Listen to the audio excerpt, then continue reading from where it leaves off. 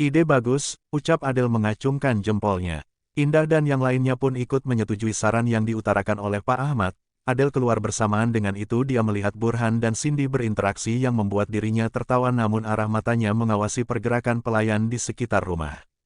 Ketika Burhan keluar dari kamar Al, Adele menaiki tangga masuk ke dalam kamarnya meminta izin kepada Al untuk keluar, sampai di bawah Adele meminta pelayan untuk menyiapkan makan siang Al.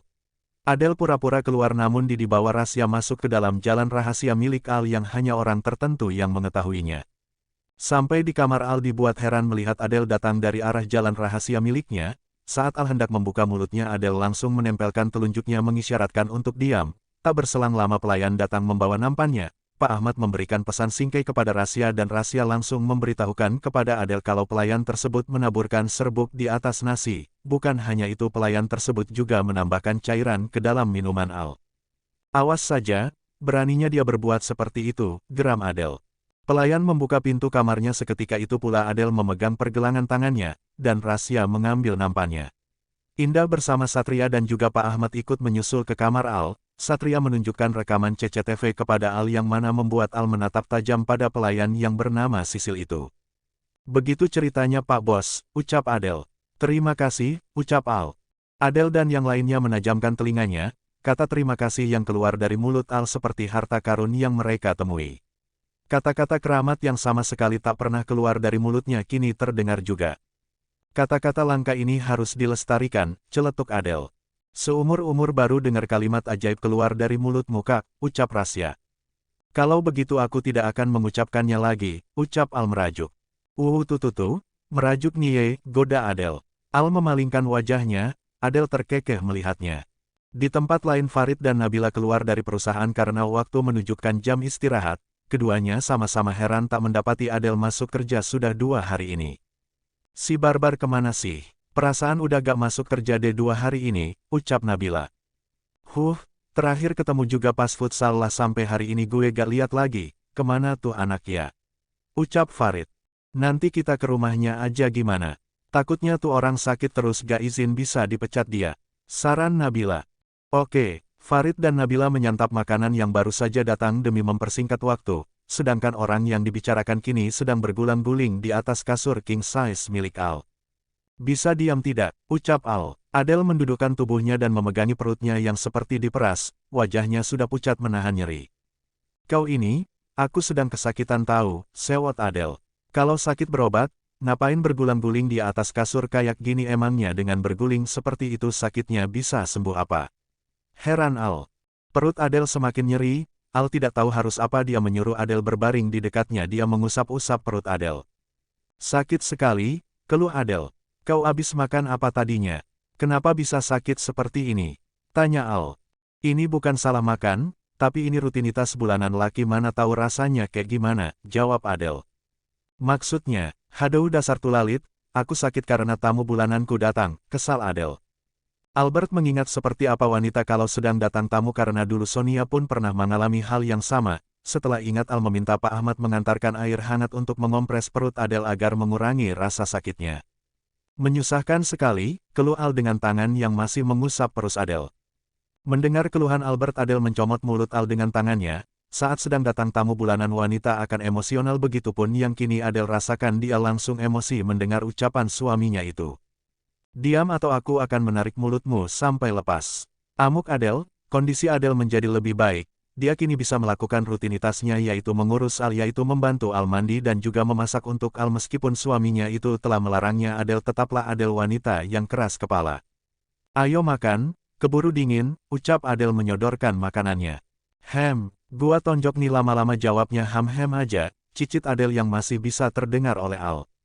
Aku mendengarnya, ucap Al. Adele menampakkan gigi putihnya ke arah Al beserta lesung pipi yang menambah kesan kemanisannya. Al menyuapkan makanannya namun matanya tak lepas memandangi wajah Adele. Saking cantiknya gak mau kicep tuh mata ampe sendok aja masuk ke hidung bukan ke mulut, goda Adele.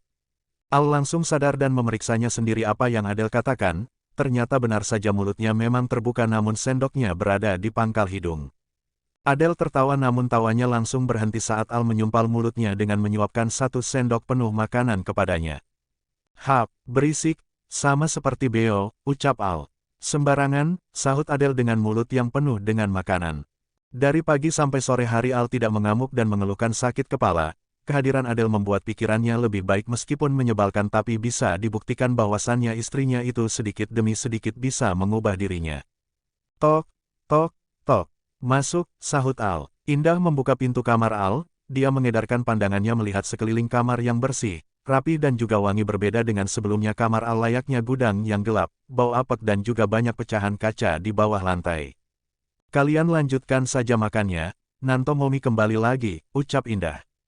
Gak apa-apa Mom sini aja, orang cuman Al yang makan ini juga tinggal dikit kok, ucap Adele memperlihatkan piring Al. Baiklah, ucap Indah. Kau habiskan makanannya aku dan Momi akan berbicara sebentar, ucap Adele pada suaminya itu. Al berdehem sebagai jawaban namun sebelum berdiri Adele menyomot bibir Al yang dianggapnya tidak berfungsi. Dia heran kenapa kata hem selalu terlontar dari mulut hemat suaminya itu. Indah melongo melihat betapa beraninya Adele terhadap anaknya dan juga reaksi Al hanya diam saja. Jika bukan Adele yang melakukannya bisa dipastikan tangan orang tersebut bisa patah seketika. Pasalnya hanya disentuh saja mata Al langsung berubah menyeramkan maka dari itu tidak ada satupun yang berani mau itu keluarga ataupun sahabat dekatnya. Adele beranjak dari duduknya, dia menghampiri Indah yang menunggu di kursi sofa yang berada tak jauh dari kasur Al. Ada apa Mom? Tanya Adele. Momi kesini hanya ingin memberitahukan kalau Momi akan berangkat ke luar negeri untuk beberapa bulan. Untuk itu Momi minta kamu untuk menjaga Al dan juga Cindy selama Momi pergi, ucap Indah. Al berhenti mengunyah makanannya, dia terkejut tiba-tiba ibunya mengatakan akan ke luar negeri. Memangnya kapan Momi berangkatnya? Tanya Adele. Besok lusa, Momi akan pergi bersama Rasya, jawab Indah. Ada keperluan apa Momi di luar negeri? Tanya Al menyelidik. Momi mau membuka bisnis baru di sana, agar tidak capek pulang pergi terus Momi akan tinggal beberapa bulan di sana sampai semuanya beres, jelas Indah.